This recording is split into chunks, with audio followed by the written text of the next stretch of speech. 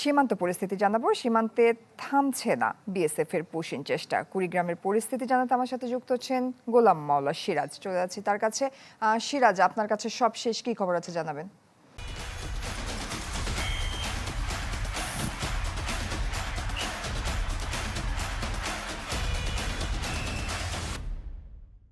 জয়ী গত রোববার ভোরে রৌমারীর দুটি সীমান্ত দিয়ে যে ৯ জনকে পুষিনের চেষ্টা করেছে বিএসএফ, তারা কিন্তু সেই ভোর থেকে রোববার ভোর থেকে এখন পর্যন্ত নোম্যান্স ল্যান্ডে অবস্থান করছে, অর্থাৎ শূন্য রেখায় অবস্থান করছে।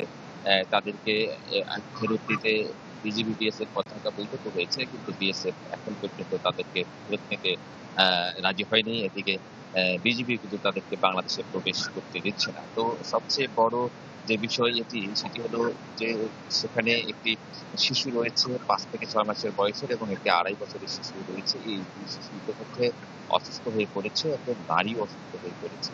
এই মানুষগুলো কিন্তু একটা অমানবিক সময় পার করছে এই সীমান্তে। এর বাইরে আমরা সীমান্তবাসীর সঙ্গে কথা বলে যেটা জেনেছি যে রাতে আসলে বিভিন্ন সীমান্তে এখনো কিন্তু পুশিনের চেষ্টা করছে বিএসএফ। তাদের ওপারি ক্যাম্পে তাদের বেশ কিছু লোকজন জড়ো করা রয়েছে। যদিও বিজিবি বলছে যে গেল রাতে সে ধরনের কোনো সংবাদ তাদের কাছে নেই। তারা মূলত সীমান্তে আগের থেকে যেহেতু টহল জোরদার করেছে, একই সাথে স্থানীয় লোকজন যারা, তারাও তো বিজিবির সঙ্গে বেশ কয়েকদিন ধরে রাত পাহারা দিচ্ছে সীমান্তগুলো।